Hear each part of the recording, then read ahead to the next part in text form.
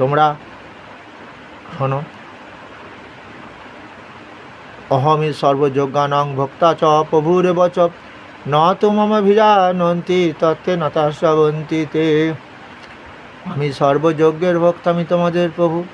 এটা যারা মানতে পারো না তাদের কী হবে জানো?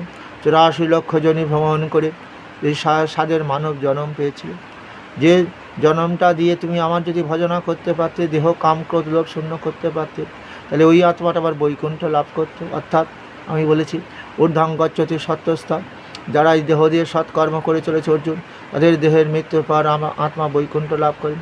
হ্যাঁ, আর জঘন্য গণাবৃত্তি সদগচ্ছন্তি তামসা, জঘন্যমূলক দেহ দিয়ে যারা পাপ কর্ম করে চলেছে তাদের অধগতি কৃমি কীটাদিগুলো আমাকে জন্ম দিতে হবে। মধ্যে তিষ্ঠন্তি রাজসা, ওই যে জানতি দেবব্রত দেওয়ার মানে কি, যারা দেব দেবতার পুজো করছে কামনা বাসনা নিয়ে, তাদের আবার মর্তলোকে পুনর্জন্ম হয়। হ্যাঁ, কিন্তু আমার ভক্তের কোনোদিন পুনর্জন্ম হয় না, সে আমার বিষ্ণু দূত হয়ে থাকবে। কারণ 84 লক্ষ জনি ভ্রমণ করে যেটুকু কষ্ট ভোগ করেছিল, এবার আমি আমার বৈকুণ্ঠে বিষ্ণু দূত হয়ে থাকবে। সেখানে জরা নেই, ব্যাধি নেই, শুধুই আনন্দ সুখ শান্তি লাভ করতে পারবে। এটাই আমি চাই। কারণ এরা কারা, তোমরা কারা, এই জগতে যত জীব আছে কারা? পিতাহ হমস্ব জগত মাতা দাতা পিতামহ বেদ্যং পবিত্রং অঙ্কার ঋকসম জ্যোতির্বচন। আমি এদের পিতা মাতার উপরে সৃষ্টিকর্তা।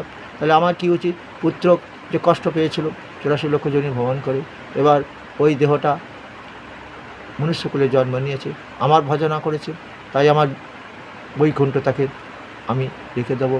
আমার বৈকুণ্ঠ, হ্যাঁ, যেখানে ন তদ্ভাসায়তে সূর্য ন শশাঙ্ক ন পাবক যদ্গত্তা নিবর্তন্তে তদ্দামং পরমাং, যেখানে আমার চন্দ্রের স্বপ্রকাশ পায় না, সূর্যের আলো প্রবেশ করে না, সেটাই আমার বৈকুণ্ঠ ধাম। যেখানে গেলে মানবের পুনর্জন্ম হয় না, সেটাই আমার বৈকুণ্ঠ।